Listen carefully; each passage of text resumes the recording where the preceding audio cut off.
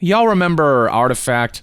Wouldn't blame you if you didn't. It's the Valve card game that came out a couple years ago and has performed rather poorly. Even back in 2017 when the game was first announced via this teaser, you can see from the likes to dislikes ratio that people were not enamored by the idea of a Dota card game, especially because people were fed up with Valve not releasing new games, highly requested sequels, and the like, instead focusing on this, what a lot of people considered cash grab. The game did eventually launch on November 28th, 2018, but you can see based on reviews that the reception has been largely mixed, and recently it's been overwhelmingly negative. Beyond the negative reception of the announcement, one of the issues with Artifact was the business model. First of all, it's $20 to access the game. This is a microtransactions-filled card game. Other card games just allow you to access the game for free. They're free-to-play titles, but Artifact decided to make this a premium game. And beyond that, you've got the monetization, which people absolutely hated. You basically had to spend money to get new cards and to stay competitive in the game. It didn't help matters that the core mechanics themselves weren't well realized, with one of the biggest complaints being the over-reliance on RNG. So there was just everything wrong with this game. People didn't want it, and the game that was there just wasn't a good one because the card game itself wasn't fully well thought out, and because the monetization systems and business model further got in the way of players' enjoyment. And so the game eventually started to hemorrhage players, as reported by Kotaku here on January 2019. And going to Steam charts now, you can see this for yourself. The game started with tens of thousands of players back in December of 2018. But as we scroll up and up, you can see that the game quickly devolved into the triple digits, and as of July 2020, the game was only hitting double digits. Now, we are seeing more players today than usual, and that's because of recent announcements and news, which I'll get to in a bit. But yeah, after the game launched with a negative reception, it didn't help that people were seeing that the game was very quickly losing players. This is obviously very bad for a live service. Live services live and die by the player base. If the player base gets too low, then they're going to have matchmaking issues, and the game just cannot thrive. If this were single player, then it wouldn't matter how many concurrent players there are. But given its reliance on players playing against other players, numbers getting into the triple digits and eventually into the double digits, that was a death sentence. And making optics worse was this article from March 7th, 2019, reporting that Valve was downsizing the Artifact team. They were delaying the schedule of a number of content updates, and tournaments were being canceled. All signs of a dying game. And further giving the impression that Valve had abandoned this game was just the complete lack of communication. Months at a time, we wouldn't hear a peep from this struggling game. We wouldn't get even a single tweet about the state of things. Now, we did get some updates. If you go to the official news hub for Artifact, you'll see that there are a number of blog posts that detail some of the developments surrounding this game. And so we saw that back in March 29th, 2019, the team released this blog post recognizing that the game was just not in a good shape and that they needed to hunker down and overhaul the title. And so we got blog posts like this one detailing some of the plans surrounding the beta for Artifact 2.0. This was posted on May 18th, 2020. But after that beta, we really wouldn't hear much from the developers. But fast forward to today, March 4th, 2021, and the developers have relayed that Artifact is winding down development. Here's the announcement in question. I'd like to read this and share my thoughts. So this is the statement that they provided.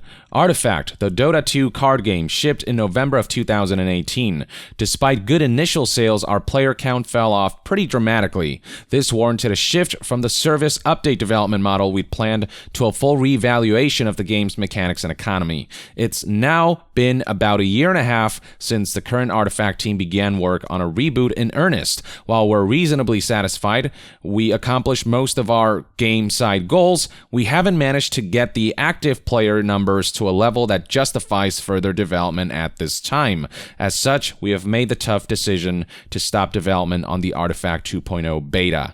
However, we recognize that both versions of Artifact still have players and still have value to the community. For this reason, we're opening both games up to make them available for free to everyone, hence the spike in concurrent players on Steam charts. Final releases of both Artifact Classic and Artifact 2.0 Beta, renamed Artifact Foundry, are now available. Technically, Artifact Foundry remains an unfinished product, but most of what's missing is polish and art. The core gameplay is all there. While both games will remain playable, we don't plan to ship any further gameplay updates.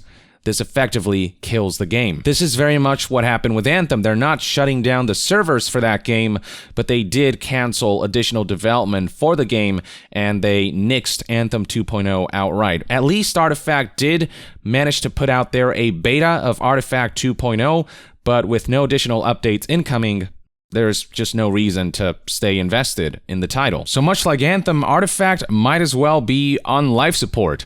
I mean, it's technically alive, but it's not really alive. You know what I mean? And the main issue really seems to be that it was a case of too little too late. Players had moved on to other games. You know, time is limited, and there are only so many games they can consistently play every day, and Artifact just wasn't one of those games worth playing for days and weeks, hours at a time, every single day. And due to the live service monetization, it tends to be with these kinds of games that you also have to pay recurrently to kind of keep up, especially with a game like Artifact, which is a card game where buying packs directly impacts your ability to compete, directly impacts gameplay. Unless Anthem 2.0 was going to be a dramatic departure from the original, it was doubtful that players would be interested in returning to that experience, and that largely contributed to EA's decision to ultimately cancel Anthem 2.0. Maybe that's for the best. It's one of those endeavors that has such a mountain to climb. And same thing goes for Artifact. And when they did release the beta for 2.0, not enough players were interested or participated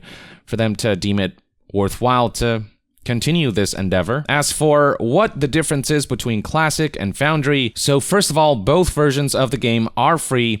Now in the Classic version, you get all cards for free. You can play around with them however you want. Existing cards have been converted into special collector's edition versions for players who paid for the game, the $20. This is a way for them to reward paying players, those who were there when the game cost $20. They also removed a lot of the monetization elements like marketplace integration, paid event tickets, and customers who did pay for this game will still be able to earn packs of collector's edition cards, whereas newcomers who are only coming in after the game went free won't be able to do so. And then we have Artifact Foundry Edition, which is essentially the halted version of Artifact 2.0. Unlike in Classic, you do have to earn your cards here by playing the game, but there are no monetization elements, so cards are all earned purely through gameplay, and this is on top of all of the adjustments, improvements, fixes, and overhauls that were done to the original Artifact in this new version. The team also released a second post spotlighting the differences between Artifact Classic and Artifact Foundry for those who might be interested in checking this game out now that it's free. But, you know, the fact that even though the game has gone free, it has only amassed, 500 something players, 600 players in the past 24 hours. That just really highlights how low the interest for the game is. Even when it's free, people are like, I have better things to do. What we have here, ladies and gentlemen, is yet another case of a AAA game that launched rough, unpolished, unfinished, and with an awful business model and monetization systems that marred the optics surrounding the game and that marred the gameplay loop that would make this game fun. And that gave out an awful first impression. The game hemorrhaged players, and winning back players who have already moved on, I mean, that is a tough thing to do. And it was just too little too late. And it looks like 2.0 didn't end up blowing people's minds. Maybe it is an improvement, but it wasn't enough to raise some eyebrows and to spark interest again. That's 2 games in a row now in the past month, published by AAA developers who are pursuing a 2.0 version overhaul of a failed project that have just completely died off. They made the same mistake of following trends that they didn't quite understand and that was already oversaturated, so what they made would really need to stand out from the pack for people to be drawn to it. Made the same mistake of screwing customers, of releasing a game knowing that it wasn't in the best state it could be. Just the same old AAA landscape, really. I don't know how many of these failures it takes for these folks to learn, and Marvel's Avengers seems to be headed in this direction as well. I don't know how many times this needs to happen before publishers realize that customers buy a game to have the complete, fully fleshed out, high-quality experience on day one. They don't want to wait a couple weeks or a couple months or a couple years. And rarely do some of these games make a major comeback because they've really put in the work to overhaul everything or to add enough elements to rekindle interest. But that doesn't happen every single time. They have to dispense with this idea that you can rush something to launch and fix it later because people will stick around. Not necessarily, no. There is hope for those games that do get consistent updates despite the rough launch, but getting to that point where you can do that, I mean, first of all, involves fixing the game, which delays the roadmap and the schedule of content, and there are just setbacks after setbacks when you rush a game to release. So it just boggles my mind that publishers and developers keep doing it when every single time it ends poorly. I mean, just look at Marvel's Avengers and how many characters were supposed to be out by now and how much that content has been delayed because they're so focused on fixing the game because they set themselves up, or the publishers, I guess, who wanted to get this game out before it was ready, rushed this game out in such a state that puts developers in a hole that they have to dig themselves out of, which takes up time and money that is wasted. It's just a lose-lose situation every single time. But that's just one man's perspective on all of this. Let me know in the comments below